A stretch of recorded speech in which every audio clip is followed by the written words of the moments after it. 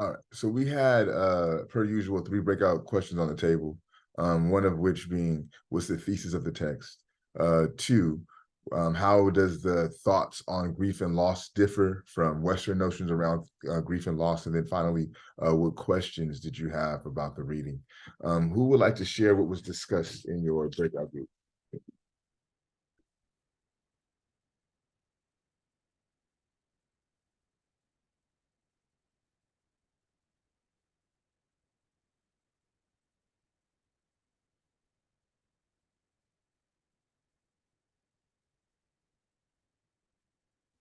Is it possible that I could try to answer the second one? Absolutely. Um, I think for the second one, excuse me if I'm wrong, but and it says that one place they actually um what's it called? When somebody dies, they do show emotion and they do show grief toward the person who dies. And it says in the other place, that that's not the case, that they try not to show emotion during the ritual. And uh it's yeah, it's pretty much differs from both places. Perfect. Thank you, Fabian. Who else? Either the thesis or what they found differs from Western notions of grief and how the Dagara practice grief. Go ahead, Ernesto. Sorry. So I wanted to add on what Fabian was talking about, and I think I know what part he's talking about in the text, where it says, "If there is no expression of grief, it will affect the dead and the living determinately. The dead cannot then go free from their earthly consciousness. Yeah. As the disease takes on spirit essence, he or she may get snagged into thinking of himself or herself still as a person. Thus, the deceased may begin to intrude into the business of the living in a way that can I can't really read it now. I'm out of it. No, but no, So, I think you're spot on as far as where you're locating yourself within the text. You're absolutely, yeah, yeah. and I just wanted to say at least a word on that. At least personally, myself, I've had different sides of this. On my dad's side, my dad's mom, she will not let anybody show a sign of grief. She says if actually just like that, where if you show grief or emotion after someone's passing, that they will never go into the afterlife. Mm. And I just want to connect that to something that I've at least been told. Wow. So so essentially it's the opposite then, Ernesto. So where if you show grief, if you show emotion, then that kind of traps the spirit here. Is that correct? Yeah. Wow, that's interesting. Is anybody else familiar with that like kind of concept of not showing grief? Is that familiar for anyone else? Anthony, Nina. Okay, so it's kind of prevalent then. Okay, I've never heard of that. That's interesting. Um, someone had their hand up. Eric, yeah, go ahead, Eric. Yeah, also to add on to both of what both of them said for number two about how grief differs from the Dagara people to Western culture. In our breakout rooms we did talk about how well there is one quote from the text that said for the Dagara, grief is seen as food for the psyche. Just as the body needs food, the psyche needs grief to maintain its own healthy balance. And we were just kind of discussing how in Western culture grief is more so associated with sadness and negativity in a way that kind of takes life out of you or takes away from you. But for the Dagara people, it has more of a positive connotation, and it's more so something that is needed to help you fully understand and fully cope with the situation, and also, as they said, allow the person who passed to travel freely to the afterlife without complications. And so, yeah, I think it's just that there's differences in the way that grief is seen, or like grief is taken into account by both cultures. Yeah, perfect. Thank you, Eric. Anyone else? Want to talk about either the thesis or even we can talk about the questions you have for the reading. That's fine too.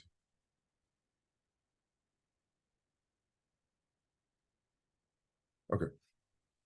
No worries. So I will get into my lecture. So I do want to make the connection that the reading from last week of Water and Spirit, right, is the same author of this ritual text. So these some of the stories of his grandfather, right? These are some of the things I was alluding to in last week's lecture that you kind of get a little bit more in detail, you know, in this one. I think also, right, within the understanding of this conceptualization around grief is you have to understand as well their understanding and their dynamics with the afterlife, right? To whereas I think in certain Western cultures, right, the afterlife is understood as an ending. Whereas within this particular group, right, the afterlife is more of a transition. You're going from, you know, your physical presence in your body to now occupying the ancestral realm, right? So it's not really looked upon in a way that is negative, or more importantly, it's not looked upon as something that's the end of your life, right? Typically, if you listen to a lot of like African folks talk about death, they don't use that term. He's transitioned, he's passed on, he's gone to the other side, right? And this is done in a way to symbolize that the journey for that individual is not over, right? This is also centers the notion that we're all spiritual beings having a human incarnation. So another way to understand that concept is that if you think about, you know, driving a car, right? The car that you drive is the body, right? But you still need to steer the car. You need to push the gas pedal on the car. You need to push the brake on the car. You'll do the signals to let people know that you're turning, right? That's your spirit that's doing all that type of work, right? And this is what I mean when I say we're all spiritual beings having a human incarnation. So the essence of who we are is not this flesh that you see, right? It's the spiritual essence that's inside of you that goes unseen. So for this group of people, for this society, for African people, what's honored most is not the physical thing that's being seen, but that spiritual essence that makes the physical thing go, right? And this is why ancestral veneration is so important within the African context. This is why honoring your ancestors becomes important within the African context, because you're honoring not their body, but their spirit, right? And this is why, so for example, in my house, I have an altar, right? And when I cook food, I leave food on the altar for my ancestors, right? Obviously, they're not going to digest the food, right? It's not going to go into their body, but it's a symbolism to say, I'm offering food to the spirit that is you, right? As my family eats, you eat with us. Your presence has not left this house, right? So I think when you go into understanding, going into the text, it's important to, like, you know, understand how they relate to spirit, understand how they relate to the transition of someone into the other life. I'll read the first paragraph just to kind of center us. It was late in the afternoon when I first heard the sound. It was a shrieking gurgle wail that shot out of several throats. Almost at the same time, it was echoed by other sounds in the near distance. The quiet of the village was lost in a matter of seconds. The voices were so sharp, anyone would think they came from spirits lost in the human realm. Read that part again. Voices were so sharp, anyone would think they came from spirits lost in the human realm. So that right there kind of lets you know something's up, right? In the sense that this idea around the spirit being devoid of the body, the spirit being detached from the body, right? Because he says, someone would think that there's spirits who are lost in this realm, right? So it's no longer occupying the body that it was in, and it's in this realm with humans, but it's just the spirit running around, right? I knew that something was wrong, but I could not tell what. A nearly 3-year-old child wonders about everything associated with death. Grandfather would surely know about this. The last time this happened, it was because someone had done something terrible, right? Um,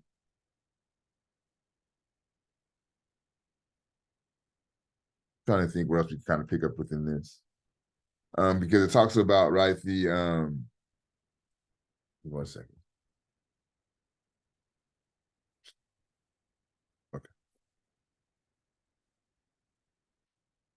Okay.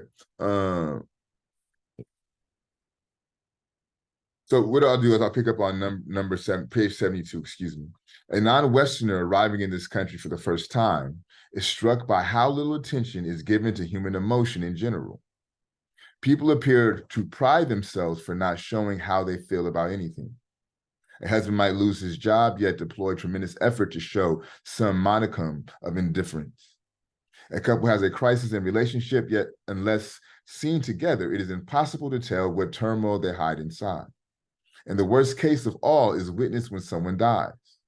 It took me the longest time to figure out that the long line of cars with headlights on in the middle of the day meant someone had died. As attractive as the modern world is with a material abundance, it's repulsive with spiritual and emotional poverty, right? So it's two things going on within that passage.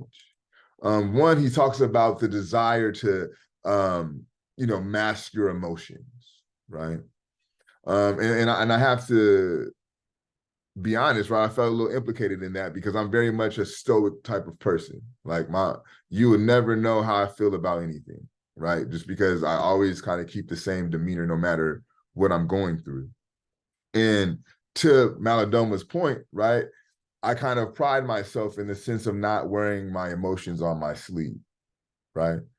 But he's saying also that's an impediment in a sense as well, because it detaches you from emotion, right? And what I found as a father, once I had a daughter, right, my ability to not deal with emotion made it very hard to relate to my daughter, who is operating strictly from a space of emotion, right? She's she's 9 now, right? So you're not anything below 9, you're not really moving from an intellectual or an emotional intelligence standpoint. You're moving from a standpoint of emotion, right? So my inability to tap into my emotion made my ability to communicate with her or to understand her at times difficult, right? And he's saying this is part of the problem with the Western world is they don't seek to tap into their emotions. I think one of the ways to think about emotions and to process emotions, just like, pain in the sense, right? Pain it happens in the body to let your body know that something is wrong, right?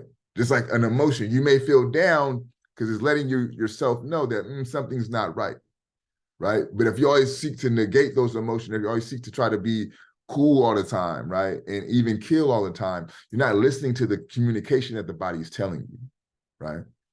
And then he says it gets even more ridiculous when it pertains to how Western people identify with the process of grief as it pertains to loss, to losing someone, right?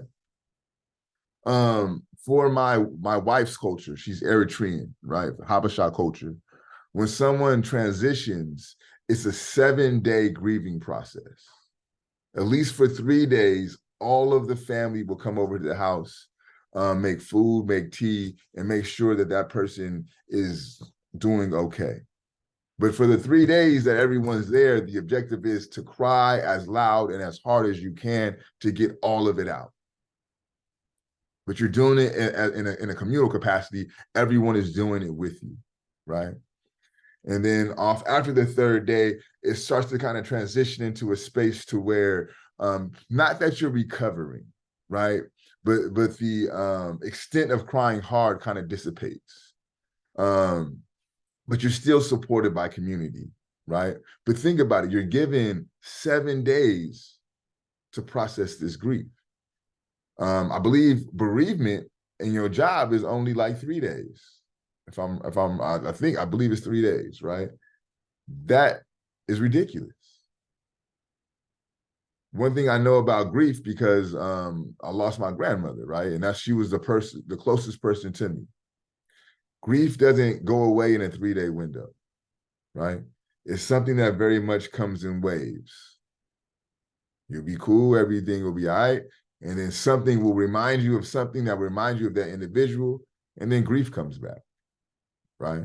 So you can't like really package this process within a 3-day window that they allow you to be off of work, right? It's an emotional roller coaster, like all emotions are, they come and go. So I think what this particular community allows for is the proper processing of loss, right? And I think something to think about. Even the term loss, I feel, is somewhat inaccurate when you begin to look at things from the standpoint of spirit, right? Because, and this is what helped me allow me to get through my grandmother's transition. Yes, I lost my grandmother, right? Yes, I'm not able to like hug her, which I tremendously miss, right? Yes, I'm not able to taste her food, which I tremendously miss, right? But what I did gain is an ancestor, right? So one of the things with my grandmother, she had throat cancer, and it caused her to lose her ability to speak, and she had to speak with like a voice box. And as she got into her transition, she lost the ability to lose her arm due to the cancer. So she got closer to transitioning, right? So as it got to the end of her time here, she went through tremendous pain and suffering, right? But what I do know is as an ancestor, she experiences no pain, no suffering, right? She has the ability and the capacity to communicate without having to use that voice box, right? I live in her house currently, right? This is the house that I grew up in. I bullshit you not. There's times where I'm in the room, there's no one in the house but me. Or if someone's in the house, everyone's asleep. And I bullshit you not, I hear footsteps. Now, one thing about me, because I can't see well, hence the glasses, right? You learn like little other ways to like pick up on people. And one of the things I learned to read was how people walk, right? There's a certain rhythm to the way people walk. And I used to be able to tell from a distance who is who by the way that they walk, right? Why this becomes significant is the way that of the sound of the footsteps that I hear move in the same pace as my grandmother, right? Because I used to hear those same type of pacing when I was young. And I think I may have mentioned this before, but you know, part of my spiritual practice, and within my home, I do things like rituals, which we read about. I do things like libation, calling the ancestors in to occupy space, right? So for me, I'm not spooked, I'm not scared, I know who it is. I know what it is. This is my ancestors occupying the space that I called them into. Now, what's the beauty of ancestors are, again, as I mentioned, they're not limited by the limitations of the body. They could travel beyond time and space. They could clear paths for you that you're going to walk on that you do not know. They could place your name in the mouths of people who will go into rooms that you have never been in before. They'll open up doors and space and pathways for you that will seem unreal, right? So this is why I like to pull back on the term loss, because yes, my grandmother is no longer physically with me, but as an ancestor, she has done so much more for me. I told you last week, the honoring of elders and the honoring of babies is paramount within this culture, within the Dagara, right? And I said that those two are honored most because they are closest to the ancestral realm, right? Another reason why this connection is profoundly honored is oftentimes ancestors return through children. My daughter is the fucking splitting image personality-wise of my grandmother. My grandmother was very big on fashion. She was very big on like decor. And I remember my daughter being like 3, putting on dresses and decorating her room with flowers. Now, my wife ain't really that type of person. So I already knew off jump where that energy was coming from, right? This is my grandmother's spirit, my grandmother's essence returning in the form of my daughter, right? She's the way she says things, the way she verbalizes things is purely my grandmother, right? So again, it causes me to question this idea of loss as it pertains to loved ones no longer being here in the physical. I would argue that they're much more powerful, they're much more dynamic in the spirit. I still have conversations with my grandmother to this day. She's still informing me on things to this day. She's still protecting me to this day, right? In ways that she was not able to do when she was in the flesh, right? Either it be because, distance would not allow for it, or she physically, her body would not allow for it. But now those limitations are not there for her, right? So I would argue her capacity to be, her capacity to advocate, her capacity to protect is far more dynamic than what it was. I'll put a pause on that, and we'll leave some space for Fishbowl. We could talk about what was discussed in the lecture. We could talk about what you thought of the reading or your journal, and you could talk about what was talked about in your breakout groups. You have one time to pass. You have to do 2 per semester. Is there anyone who would like to volunteer to Fishbowl? Okay, Trey, got you. Anyone else? Nina, got you. Thank you. We'll get one more if possible. And Ernesto. Perfect. Thank you. So we have Trey, Nina, and Ernesto. Who would like to start us off?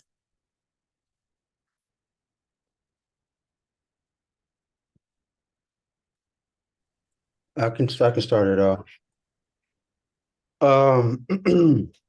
Not too much, but I like the way you broke down like the ancestors part, because I feel the same way with my grandmother when she passed. Like, she died from cancer.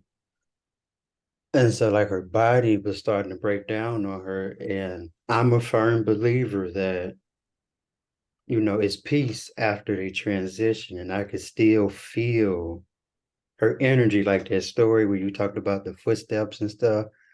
I still be feeling that way with my grandmother, and I can relate to that.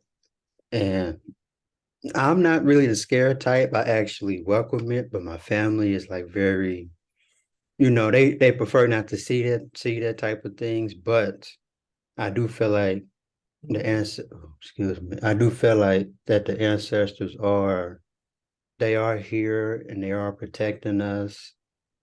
And I feel like people, it's not as bad as people think, because whatever they was going through, whether it was here, whether it was bills, body breaking down, stress, all that stuff disappeared once they transitioned. So I feel like it's not as bad as people think. And my last thing is, I do believe that the energy transform into the kids. Thank you, Trey. Who's next? Okay, go ahead, Nina. Thank you. You talked about your wife's rituals. My grandma passed away from COVID with ammonia. So when she died, we would do this week full of activities. We would pray, we would do incense, we would kneel for hours to release all the bad tension and all the hurt that we felt. And when she died, I didn't really understand the whole kneeling thing, because I was 15. I didn't really understand oh, why did she have to go? But then later on, I realized that it was her time. I'm a big believer on it's God's timing that someone transitions. So I went through all the stages of grief, and I couldn't bring it to myself to say that she transitioned for the better. But over time, you get over it and you deal with it better. You communicate with people oh, this is how I feel. And now I don't hold on regrets. I don't I'm not mad at people anymore because one moment they're gonna be here, the next they're not, and you're gonna feel guilty. You're gonna be like, oh, I wish I didn't say that and stuff. That's it. First of all, my condolences for your loss, even though it may have been a while ago. Like, Yeah. and thank you also for being vulnerable and sharing that with us. But I would offer you this, and I don't know how close that you and your grandmother were, but I would say still engage her in conversation. If you need guidance, if you need protection, if you need insight, she's still there and she'll give you all those things. So don't forsake that, Ernesto. I'm sorry. I need a second after hearing what Nina said. Yeah. Seemed like 1 second, clear my throat. Yeah, man, take your time. I understand.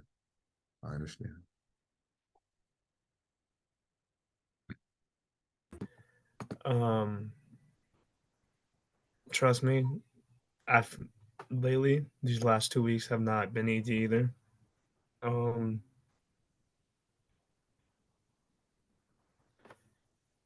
Both sides of my family, we just lost an aunt and an uncle.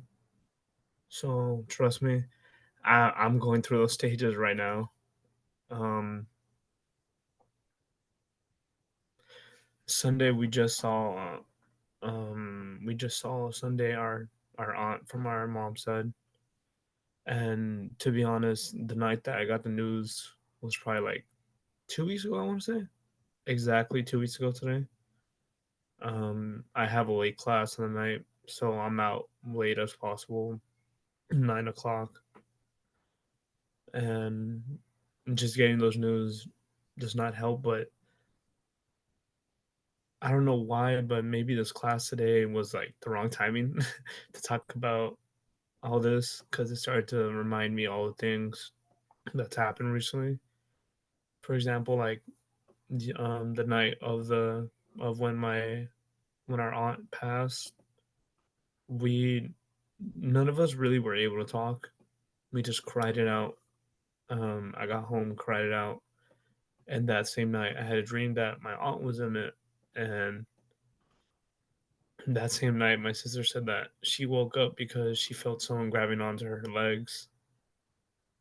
So I don't know. I just wanted to make the connection because when you were talking about your grandmother walking throughout the house, like I've been having that recently. Um, where, for example, yesterday I was waiting for the bus and I thought I saw my uncle on my dad's side that just passed, and I lost it. I completely lost it. So just these like little details that come into mind, his glasses or just looking at cars, because that was always the big thing growing up, me and him looking at cars. So I just wanted to make that connection. Again, Ernesto, my condolences as well.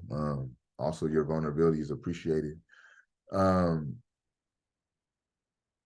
wouldn't brush off the visits though, right? Like that's their attempts to contact you and attempts to let you know that they're okay. And their attempts to let you know that they're okay is in the space for you to be okay, right?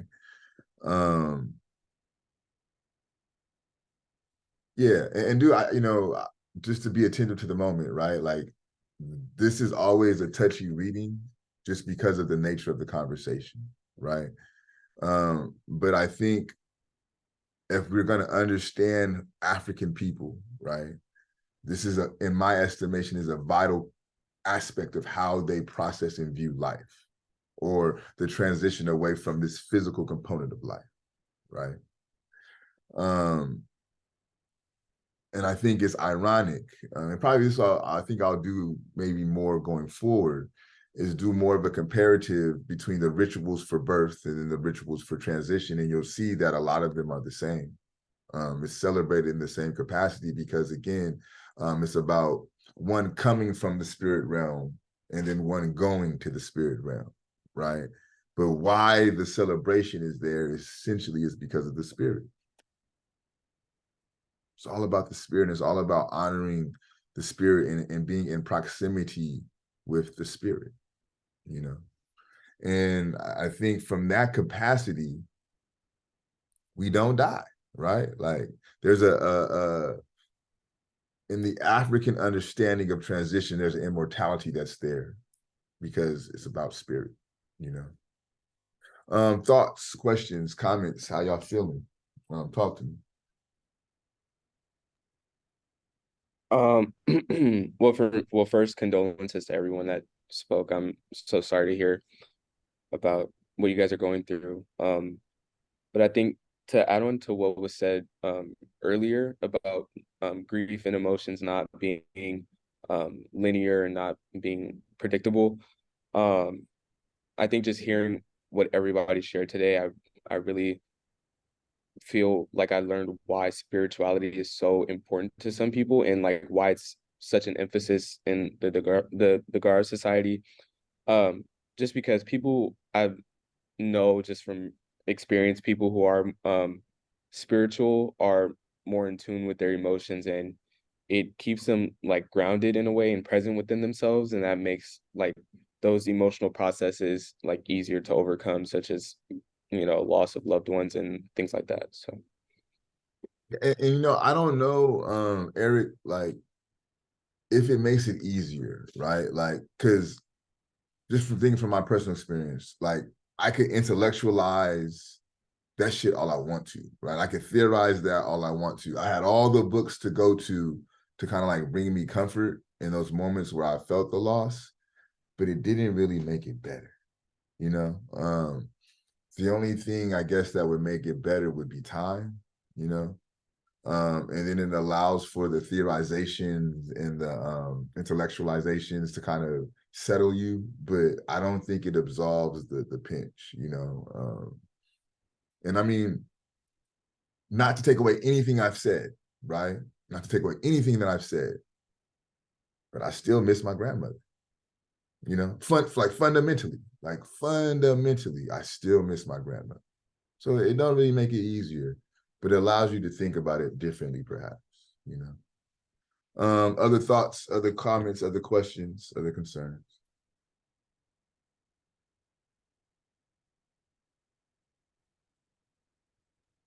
I have a comment. Sorry, say it again, Fabian. I have a comment. Go ahead. So yeah, condolences to everybody who lost somebody. Me, I haven't really like on a personal level lost somebody. My mom and my dad on their side, yeah. But right now, my dog, she's about to pass. You know, she's 13 years old already. I had that dog since I was 5. And one of these days we had to put her down. Um, yeah, she has a big tumor to the point where she's struggling to walk.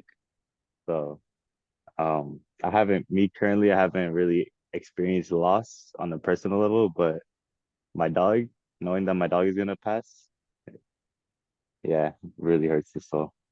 Yeah. So I'm like, again, all my condolences. Yeah, I don't think that's gonna be easy either, Fabian. You know, I think there's also there's a component of Kemetic culture to where you'll see a lot of in the papyruses and the hieroglyphs, the pharaohs and what have you being buried with their animals because of that connection being so strong. So there's definitely something to that. We'll get 2 more questions and we'll call it a day, or 2 more comments and we'll call it a day.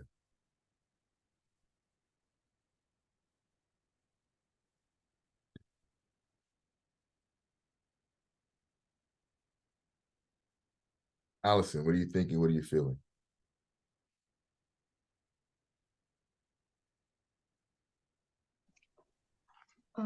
So kind of relating to Fabian, I've never really like experienced loss in my family. It's just like my parents who have had like grandparents who died, and like just seeing them like struggle through that is like really like devastating because I know like those people were really meaningful to them, and it's just kind of hard for me to relate since I've never like experienced loss or like lost someone that I really, really like had a genuine connection like that.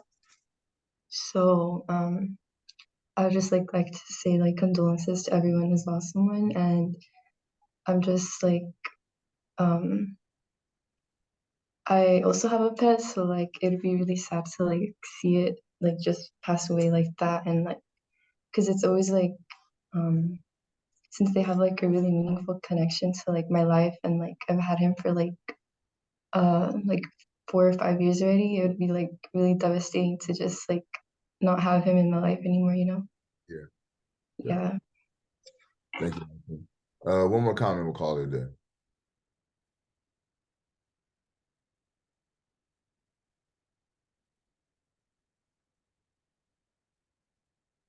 Melanie, what are you thinking? What are you feeling?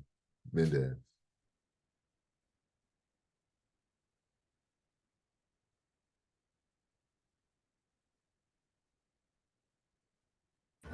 So something that I was thinking over the reading was that it was saying like grief is a way to like mellow out your body, your mind, and your soul.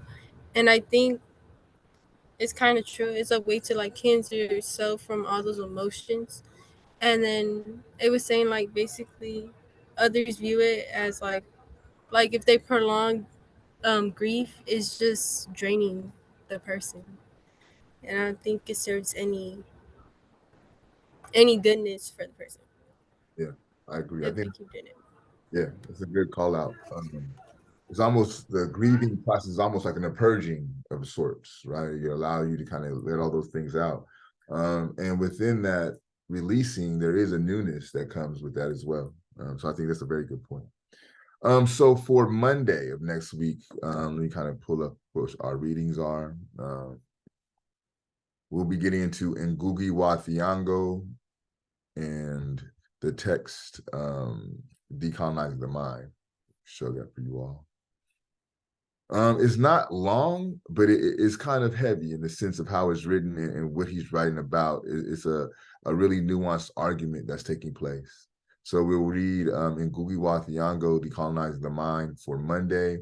And then we will start, shit, I'm kind of thrown off now. I like to kind of have these together as 1 week. So we'll read this Monday. We'll read this Monday, and I might have to switch up one of the readings. What we might have to do is pull from here for Wednesday, but I'll let you all know at the end of class Monday what we're going to be reading for Wednesday. But just become prepared on Monday to discuss this reading here.